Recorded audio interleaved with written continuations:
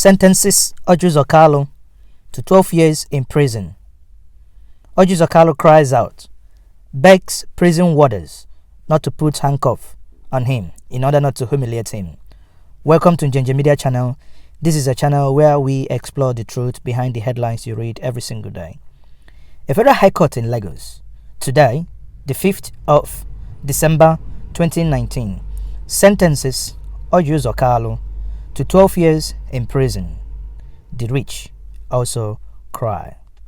Orji Uzor Kalu is also the Emir of Daura, and we can comfortably say, here goes the Emir of Daura in prison. Didn't know that an Emir can go to jail. As the judge read the sentences, flabbergasted Orji Uzor Kalu, the former governor of Abia State, who was sentenced to 12 years in prison on Thursday by Justice Idris Mohammed for 7.6 billion naira fraud, was seen begging warders after his convictions not to disgrace him in public by putting handcuffs on him. We at Njenje Media must ask, this is how silly the nation can be. I wonder why, or rather, we wonder why the warders did not put the handcuffs on him, because when he was stealing and raping the people of Abia State, he didn't think he was putting handcuffs on them. Chai, the rich also cry. Those that said that the former Abia State Governor Orji Uzor Kalu, who was sentenced to 12 years imprisonment today for fraud, has suggested that he has a role to play in the national politics of 2023. And we at Njenje Media will say this is absolutely arrant nonsense. If Ala-Igbo must produce a president in 2023, Orji Uzor Kalu does not qualify to be in the 3rd or 4th 11. Therefore, that is absolutely nonsense, as Orji Uzor Kalu is a sellout and more of a northerner than an Igbo. Kalu, who is the Senate Chief Whip, smiled at reporters and said, 2023, here we come, as he was led out in the courtroom correctional services officers after his sentences. You see, the reason why we at Njenje Media believe that Orji Uzor Kalu is trying to evoke the emotions of Igbo by linking his predicament to 2023, we at Njenje Media must note that this trial started since 2007, that is 12 years ago. So what is the connection of Igbo presidency to this conviction of a common thief? We are not calling him a thief, according to the court that have said he is guilty of stealing. That means if you steal, you are a thief. He was also seen asking prison warders today, where are you taking us to? Kalu then begged the prison warders not to handcuff him in public. You can see the pictures where they are escorting him. As we speak to you now, Kalu is in prison. They are taking his biometrics, his fingerprints. He's going to be getting prison warders' uniform. The former governor, who appeared shaken, said, where are you taking us to now? Please don't handcuff me. I will follow you. Suddenly, the almighty Orji Uzor Kalu began to beg because he knows that nothing will save him this time around. A short while earlier, Kalu wiped tears from his eyes with a white handkerchief as Justice Mohammed Idris began reading an abridged version of the 228-page judgment. 228-page document. So people, this is not a child's play. This is a statement, this is a judgment that has 228 pages. It means the judges has painstakingly in the last 12 years taken note and have convicted Orji Uzor Kalu. Many people are arguing he can actually go on appeal, but it is very hard to win such appeal. An appeal that you can see that has 228 pages is not a moi appeal.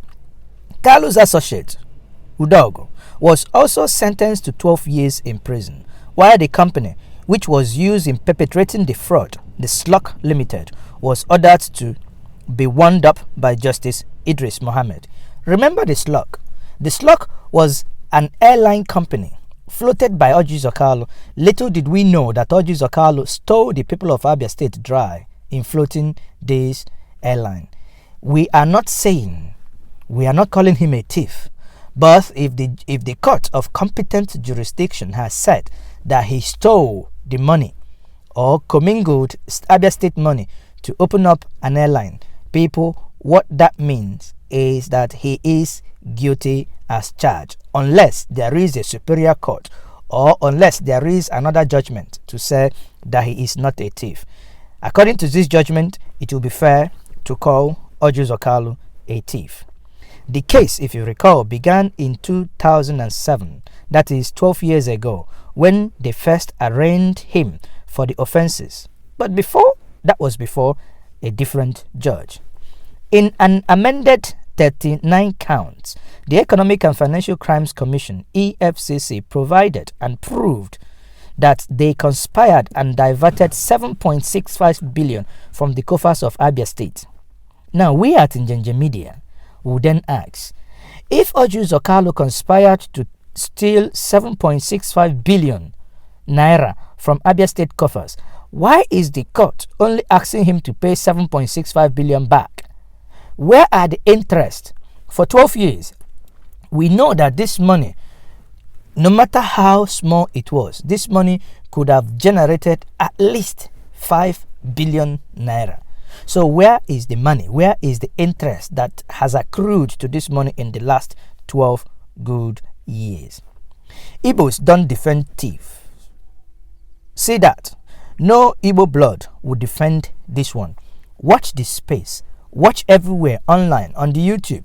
People will be asking. I know people are already talking and saying that yes, Igbos will come out and defend this one. No, we will. Ndi Igbo would shock, and Ndi Igbo would disappoint you, because Igbos don't defend thieves. This is not Kano, where a governor is seen on camera and the president of a nation will go on national TV and tell the people that he does not know where they acquired the technology to make that video. In the Igbo nation, if you steal, it is an abomination. And in this case, Kalu has basically stolen the wealth, the common patrimony of Abia people. Obviously, a shocked Kalu was also yet to come to terms with the dramatic change in his life. He was heard asking the warders, "Where are you guys taking us?" Kalu, if you don't know, is the chief whip of Nigerian Senate. He is in the APC. Many people had already argued that he went to the APC to avoid prosecution. He was seen bragging before now that he is going to be innocent and he's going to walk out, probably thinking that some judges would help him. Now, it brings us to a point that is actually confusing. Why would someone who some people have been arguing in some forums, that he was a billionaire before he became the governor of Abia State in 1999, granted, without conceding to the fact that Orji Uzor Kalu was a billionaire, does it mean that he was not billionaire enough?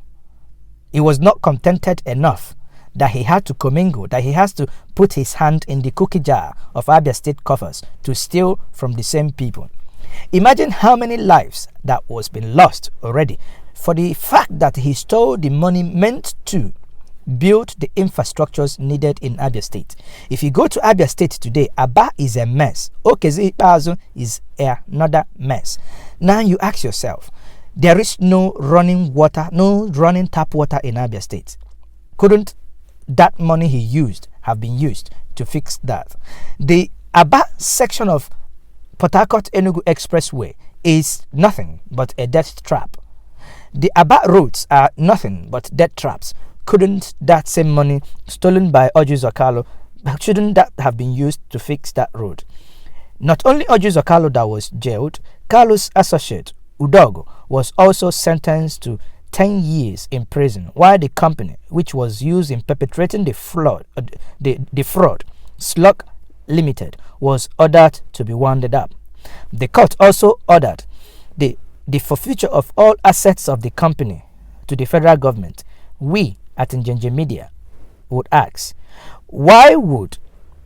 is it fair for Abia State people to lose this money, or rather, is it fair to Abia people for the court to make the above order in favor of federal government instead of Abia State government where the money was stolen?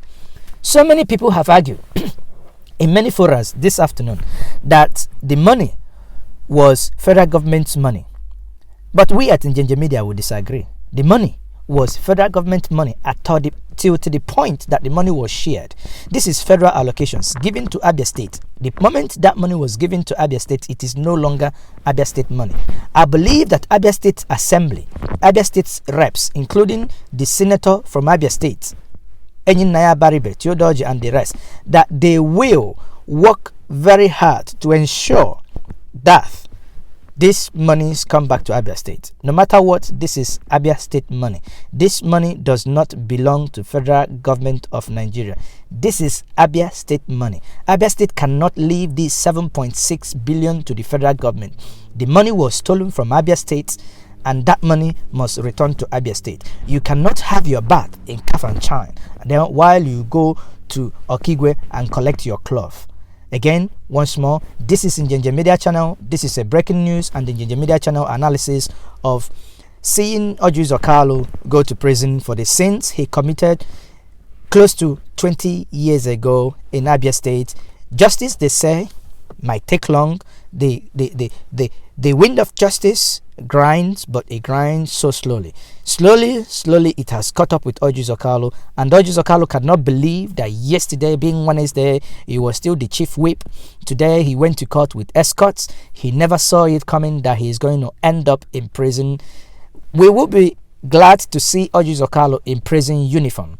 Once more, we will say we want to see more of these thieves behind the bar. This is a trial started by the PDP 12 years ago. We want to see more of the APC people started within this government. We want to see more speedy actions and speedy trials. People need to go to jail for the crime against humanity committed against the people and indigenous people within the various states in Nigeria. Once more, this is Njenje Media Channel. Subscribe to the channel. Please click on the bell icon for notifications whenever we upload new video, that you will be among the first to know.